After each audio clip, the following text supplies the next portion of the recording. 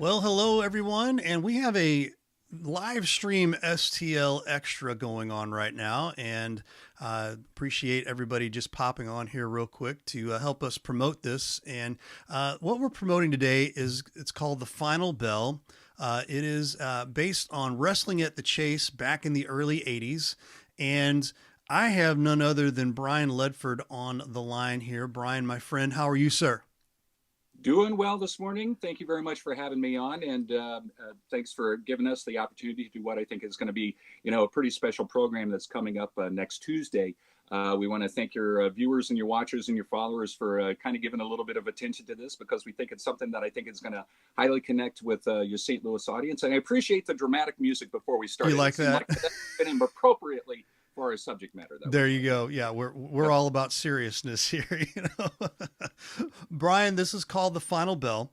It's the Muchnick 1982 retirement card, and it's going to air Tuesday, October 8th, 7:30 p.m. on KPLR TV.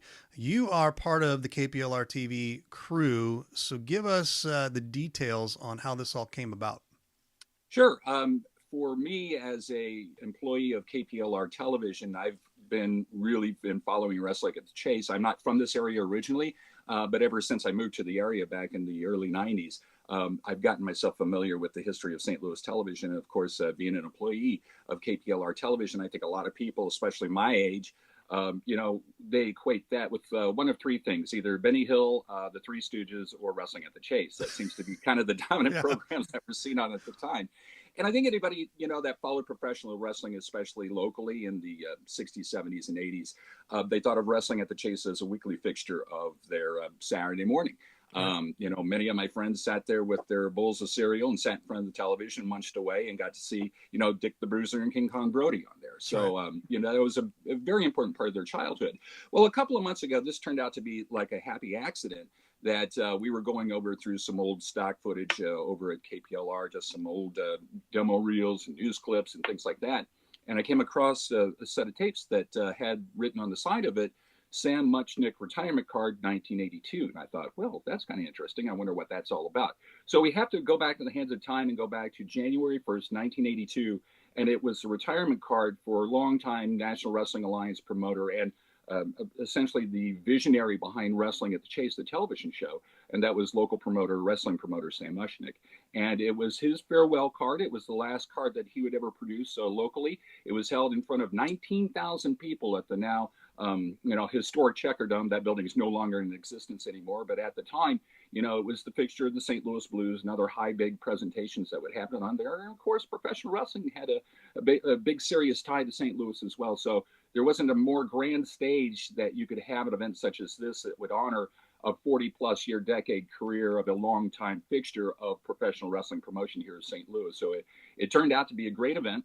And when we first looked at the reels, we thought, oh, well, maybe there's just maybe like a highlight clip, maybe 5 to 10 minutes of footage. But as we kept playing it and playing it and playing it, we saw that there was about 100 minutes worth of footage Wow. recorded that night that spanned everything from, the opening ceremonies to all 8 matches that were presented on the card that night to what I think is some of the most interesting footage, the after party that took place afterwards down in the basement of the Checker Dome. And it really kind of gave us an opportunity to present a slice of moment of time back in history.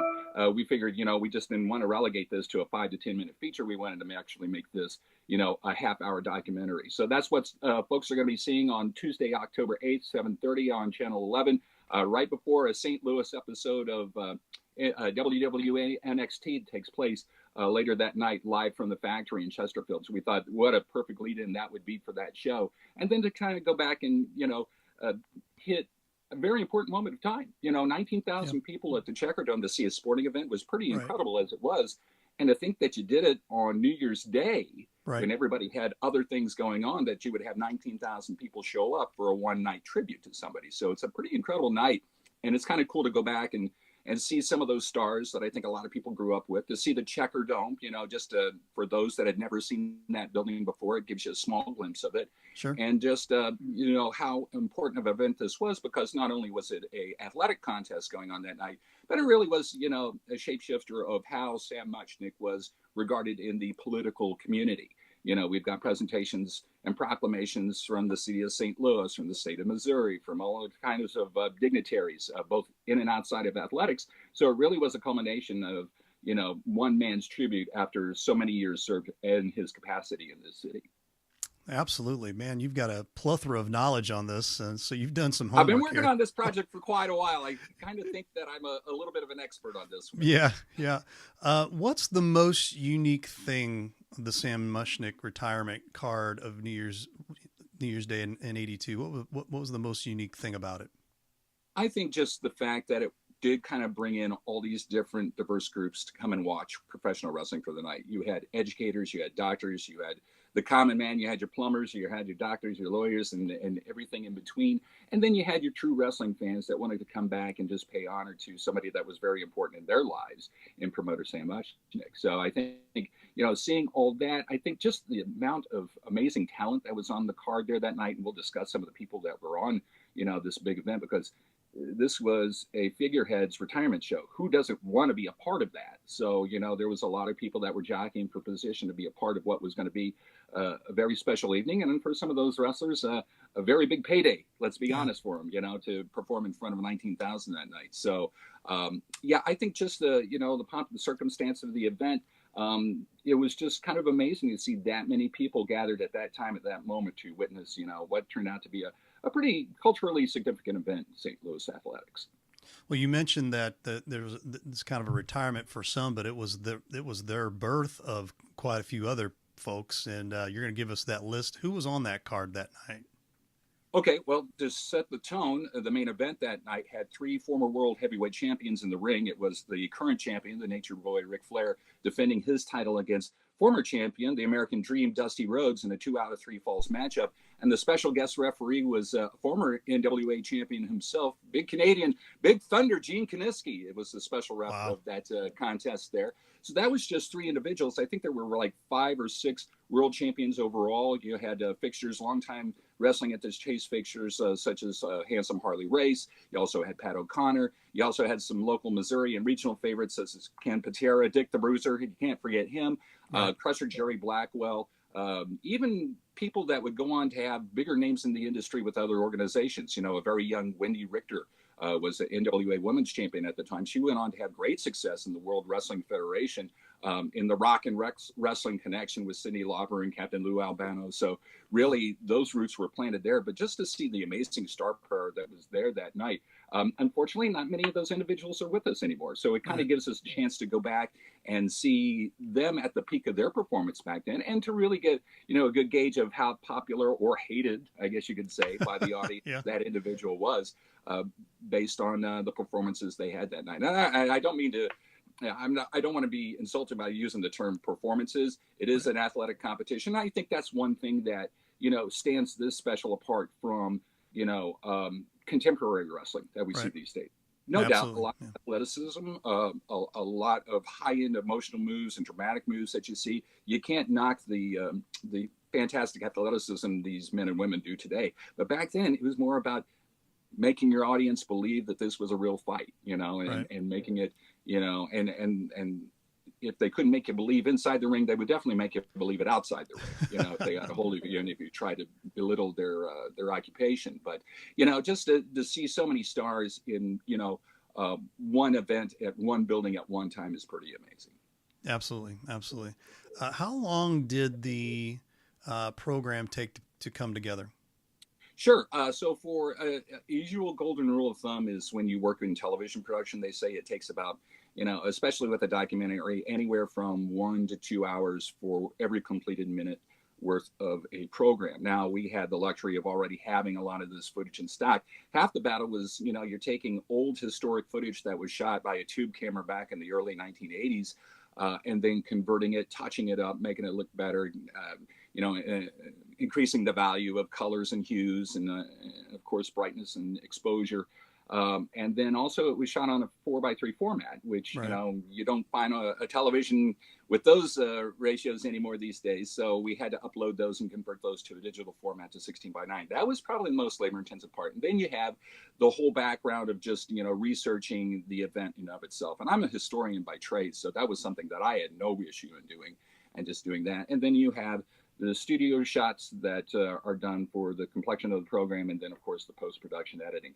Give or take, if you want to go about 5 hours one way or the other, I would say there was probably 80 to 90 hours invested in this project altogether, which, you didn't do it all at once. You just kind of whittled away at it at times. So back in December, when we discovered this footage, it was like, okay, let's start the process of starting to gather this material together, make the touch-ups that need to be made.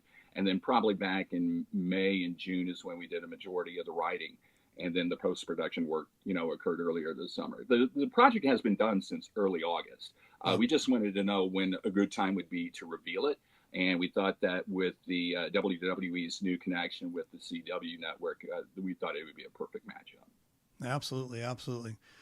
You give me this question, but I already know the answer to it because it appeals to me. But what does this program appeal to? It appeals to my 10-year-old, my 9-year-old self, being able to, get up every Sunday morning after they've recorded it Friday night or Saturday night and be able to, rewatch some of the very early amounts of, wrestling at the chase is what they called it here for the longest time, but it ended up turning into other things. But I'm sure you're going to add to that. So who does this program appeal to? Well, as with anybody that puts together a documentary, they want to appeal not only to those people that are knowledgeable of the subject, but I think you also want to kind of incorporate new fans that may have no prior experience. For somebody like me, I'm looking to target anybody that's like 25 years of age and younger, because they are a true hardcore wrestling fan, but they don't know about the past history and what it meant to, the cultural fabric of St. Louis with a program such as Wrestling at the Chaser with this, with this event itself. I'm also kind of hoping in it, and this is kind of a long shot, it would be great that if somebody who watches this program next Tuesday, that they see it and they were like, I was there that night. I would love to just kind of reminisce. And now I look back and I see, some of my heroes back in the day, or I took my son or daughter to that event. And that was a cool time of bonding, with the family. So I know one of the individuals that we interviewed for our program is a New York-based wrestling and boxing journalist. His name is Bill Apter. And he was there that night presenting awards to Sam at the awards ceremony there. And he came back into St. Louis about 2 months ago for a collector's, a wrestling convention that happened here in St. Louis. And I was like, oh, here was a guy that was right there in the ring while everything was going on. I got to reach out to this individual and get his perspectives. He came in and really, you'll see during the meat of the matches that we present on this program, Bill gives his interpretation about, the popularity of that person at the time, and then, the incredible athlete that person was. And I think having that internal, voice is really kind of cool to have, an added layer to a program such as this. So, not only are we kind of hoping to, entertain the folks that were locally a fixture of this, but, this is the kind of, historical documentation that you don't get a lot of from back then, back from the 70s and 80s, because whoever would have thought of holding on and recording on the footage from back then. So I think there's going to be some outside interest from people on a global level just to take a look at some of this footage and see, what was St. Louis all about when it came to professional wrestling. Maybe they heard the folklore of Wrestling and the Chase, and maybe they saw a couple of television programs, but here's proof in the pudding. How did it translate over to a live audience? And what an audience it was in 19,000 people at the Checker Dome that, some of this footage, just to kind of go back on it, there's no commentary like you would be hearing today on professional wrestling. There's no running commentary going over the speakers of the Checker Dome. So everything that is taken from that raw footage is the live ambient sound that's coming from that event. So with every heavy punch, ooh, ah, and all that, you're just hearing that resonate throughout the Checker Dome. It's really overwhelming. You just hear how much electricity and emotion is in with some of that footage. Now, we don't present all the matches in their entirety, but we do highlight every match that was held. Some, honestly, were fantastic. Some, well, they were crowd pleasers, and they were designed to be, make people happy when they watched it. But the main event in which we focused in on, the Flair versus Rhodes 2 out of 3 fall matchup, they tell a wonderful story going into it while the matchup was going on, and the end result after, which I won't spoil it for you. You'll just have to check around and find out for yourself on Tuesday. And welcome once again to Wrestling at the Chase. It's the St. Louis 11 program that made our city the wrestling capital of the world and made creator Sam Muchnick a legend. The one and only. Sam wanted wrestling. That's what was written on his marquee. A star-studded night of wrestling honored Muchnick's retirement. We're bringing you the action from our exclusive archives. The Final Bell, the Sam Muchnick 1982 retirement card, October 8th at 7:30 on St. Louis 11. But, wrestling is the art of, making people believe, obviously, with the athleticism that you portray, and then how, you intensify that drama while a professional wrestling match is going on. And this is put into full play, as you see here. Absolutely. The segment's called The Final Bell, Tuesday, October 8th, 7:30 p.m. on KPLR TV Channel 11. Brian Ledford, we appreciate you being a part of this, and we appreciate and honored just to actually be able to help promote this for you guys. So we appreciate it. And I got to give thanks to the folks at KPLR TV. It's not very, recent where you see local television stations trying to do locally produced content. And I think this was something that everybody was on board for so far. My coworkers, some who don't watch professional wrestling, they're intrigued by this program because they want to see what St. Louis is all about, in a small moment of time. So, it's going to be cool. I'm curious to see how the reaction is going to be. And who knows, with success, this might, lead us to go pursue some other projects. Looking through all this old archival footage, I can think of about 5 or 6 different programs that I think that I can, hook up together. So I think the nostalgia kick is always in, especially when it comes to local media. So I think, this could be a nice avenue to present some future programming in the future. And I thank you for the opportunity and your viewers for the opportunity to let us promote this. Absolutely. I think it's a one-of-a-kind show, that's for sure. Absolutely. Well, Brian Ledford, we appreciate you. This has been a live stream STL Extra. We appreciate everybody being a part of this. There's our serious music here. You folks have a wonderful day. We'll see you down the road.